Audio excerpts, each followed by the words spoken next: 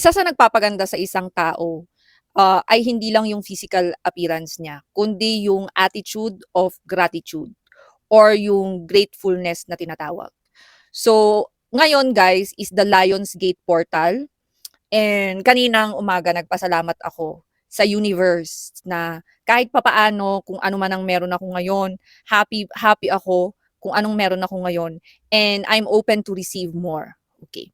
Kung meron akong maituturo sa inyo, ayun yung attitude of gratitude. Napaka-important niyan, especially sa glow up.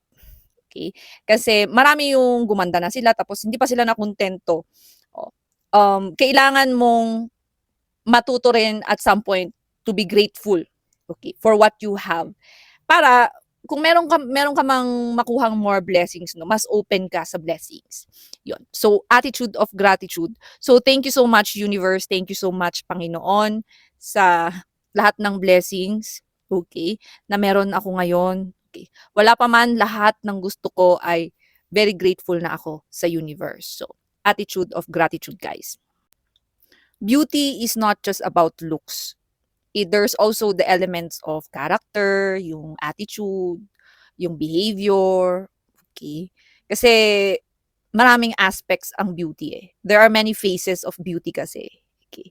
Ako kasi, sa dami ng magandang babaeng nakita ko, no? Ako nagagandahan ako pag yung babae masipag.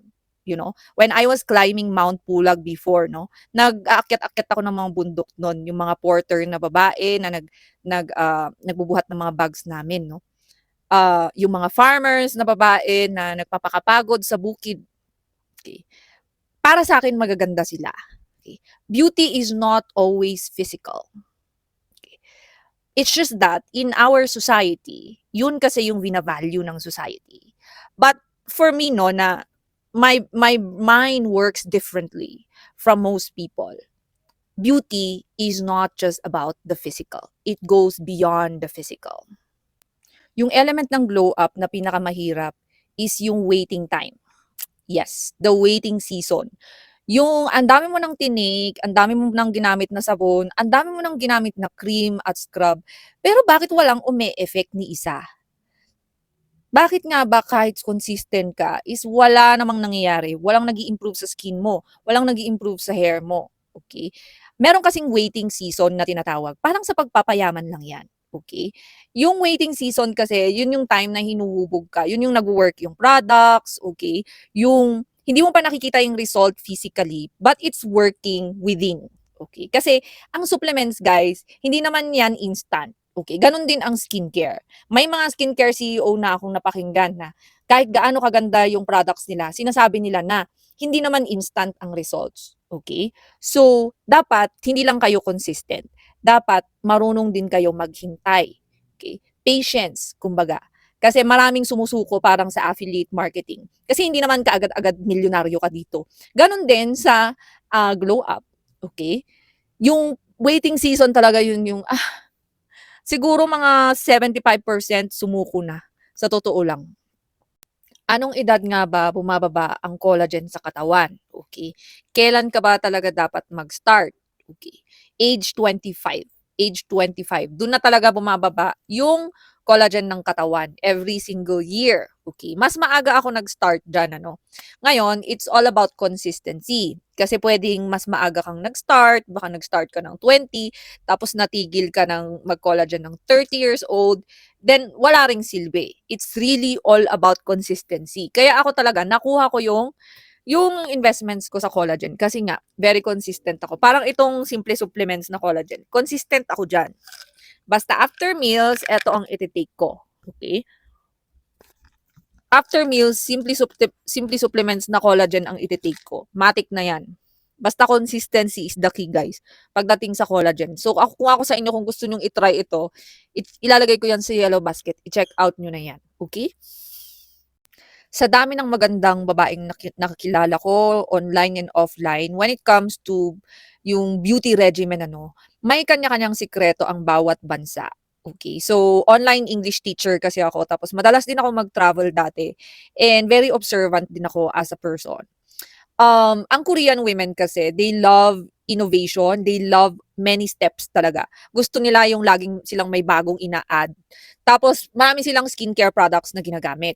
Ang Japanese women, more on minimalist kasi sila, but mas quality ang products nila kesa sa Korea. Okay, kasi user ako ng Japanese supplements like Shiseido, ganyan, Meiji, yan, Orihiro. User ako talaga niyan. Mas quality yung mga products nila, pati skincare nila. Minimalist sila, so ayaw nila yung maraming steps. Yung mga Europeans naman, genetically magaganda talaga sila. Yung ilong nila maganda, ganun. More on, ano sila, natural. Okay, kung titignan niyo yung mga Europeans, ayaw nila yung ano, hindi sila masyado sa chemicals. Marami silang natural remedies na ginagamit. Especially Eastern Europe. More sila on diet, exercise. Tapos yon yung may ginagamit silang ice sa face nila every morning. Especially mga Slavic women, ano, maano yung mga yan eh. Yung mga Slavic women, talagang inaalagaan nila yung mga itsura nila kasi puhunan talaga nila yan. Especially early 20s yan. Yan ang nagpapayaman sa kanila. Puhunan nila yan. Usually, nakukuha silang model, ganyan, sa iba't ibang bansa. Okay. So, iba-iba ang beauty regimen ng bawat bansa. Yun yung na-observe ko din talaga. Na gusto kong i-share sa inyo, guys.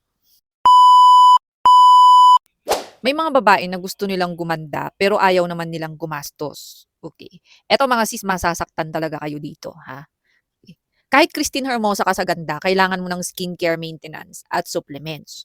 Okay. Kaya kailangan mo ng pera. Okay. Kailangan mong mag-work, kailangan mong mag-hustle. Okay. Kasi sinasabi ko sa inyo, the more na tumatanda ang isang babae, hindi yan dumadali. Ako, isa ako sa maswerte kasi meron akong sa genetics, tapos may pang-maintain ako. Okay? So, napakasipag kong mag-work at saka magbenta, kung ano-anong racket ang kinukuha ko. Okay? Kaya meron akong pang-maintenance sa beauty supplements and everything. Okay? Pero kung ikaw, ayaw mong gumastos, tapos iniisip mo na yung nasasayangan ka dun sa pera, die. Okay? Yung pera mo, nandyan lang yun sa bangko, mabubulok yan. Tapos yung bangko, pinapaloan yan sa ibang tao para kumita sila ng 8%. Okay? Kasi gano'n ang kita ng bangko eh. Usually, pag nakastock yan sa savings account, magkano bang interest ng savings account? Okay. Magkano ang interest ng 0.025%?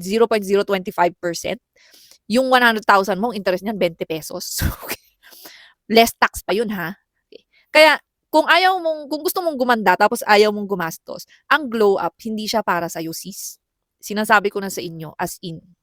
Pag pretty ka or prettier ka, no, makukuha mo din yung investment mo. Okay? Magpakatotoo na tayo, ha. Nasa digital world tayo ngayon. Okay? Kung mas pretty ang babae, mas marami siyang opportunities. Nakikita natin yan kahit yung mga baguhan ngayon, yun. Sa Charlie, sila sa PBB. May mga opportunities sila na wala yung ibang babae kasi maganda sila. Okay. Ngayon, kahit regular ka na tao, mas marami kang opportunities. Kapag may itsura ka, maganda yung skin mo, pleasing personality ka.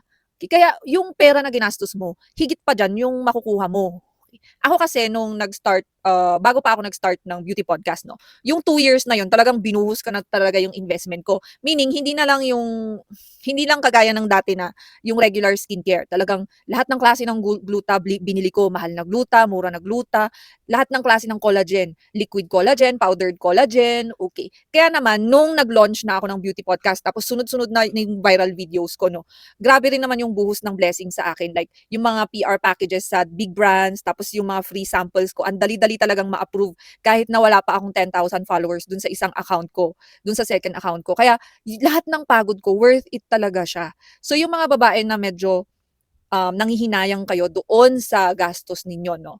Yung gagastusin ninyo sa inyong sarili sa pagpapaganda. So, pag ayaw mo mag-check out kasi, ay hindi, ano na lang, pambili ko na lang ng ice cream. Magkano ba yung ice cream ngayon? magkano ba yung mga Magkano ba yung mga pangkain nyo, pang Starbucks nyo? Medyo mahal din siya, di ba? Eh, yung ibang collagen nasa 300, 500, 999. So, nasa yun naman yun eh. Kanya-kanya naman yan eh. Pero sa akin kasi, worth it talaga mag-invest sa beauty and wellness and sa supplements. Kasi nandito na ako sa beauty podcast, no? And wala nang atrasan ito. Talagang buhos kong buhos talaga. Ibubuhos ko talaga lahat yon. Pag-aaralan ko siya. And tuloy-tuloy lang yung glow up. Okay. Hindi ko kasi pinapakita yung proseso ko, no? Pero matyaga talaga ako lalo sa exercise. Kahit na minsan umuulan or kahit na I'm not feeling well, talagang nag-e-exercise ako, nagka-calorie deficit diet ako. Kasi yung element ng glow up na ayaw ipakita ng marami ay yung mga struggles behind a glow up. Yung struggles na you have to show up even if it's not easy. Okay?